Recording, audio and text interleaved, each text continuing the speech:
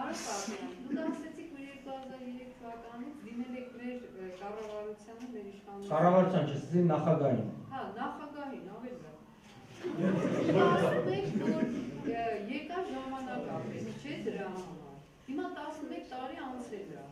Արդյոք մի ինչ-որ քայլ արվել է այդ ուղղությամբ, ինչ-որ լուրջ քայլ։ 11 տարին ստում է բավականին ժամանակ։ Հա, բայց բավականին ժամանակ է, եթե նախագահ կամ նախագահները ինչ-որ քայլեր են ուզում ձեռնարկել։ Եթե չեն ուզում ձեռնարկել, 111 տարի էլ անցնի, ոչ բան, չէ, ես դիմել եմ, բայց դա դեռ չի նշանակում, ես դիմել եմ, ես գրավոր առաջարկներ եմ տվել,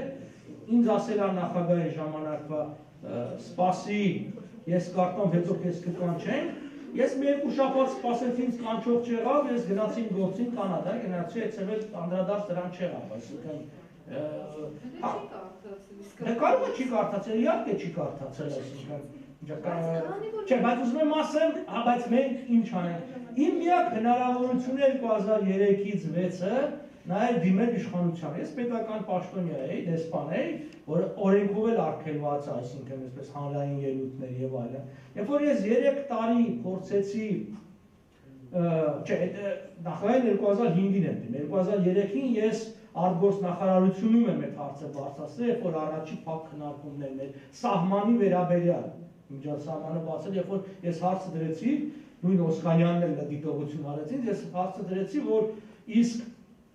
երբ որ ասում եք սահմանի հայ-թուրքական սահման, ինչ է նկատի ունեք ընդհանրապես։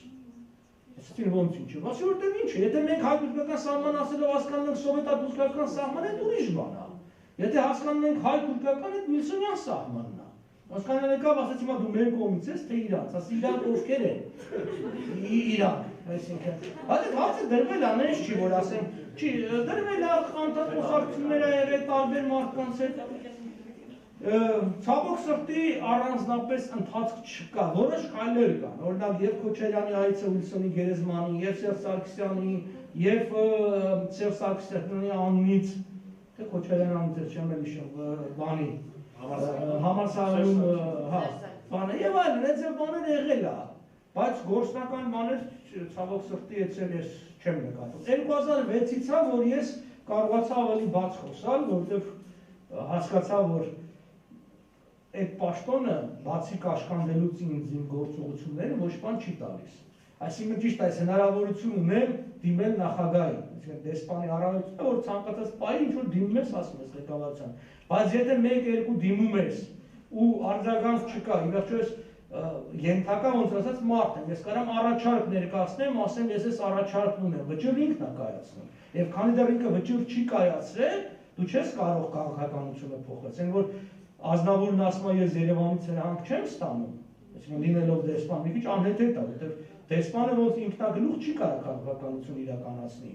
Ինքը գոնե մի ասած մայրուղի պիտի ուներ, հա, դրա մեջ պիտի իրական լինի։ Բայց կարող է իրան կաշկանդված են նախագահը մեր պետությունը։ Չեմ կարող, ինձ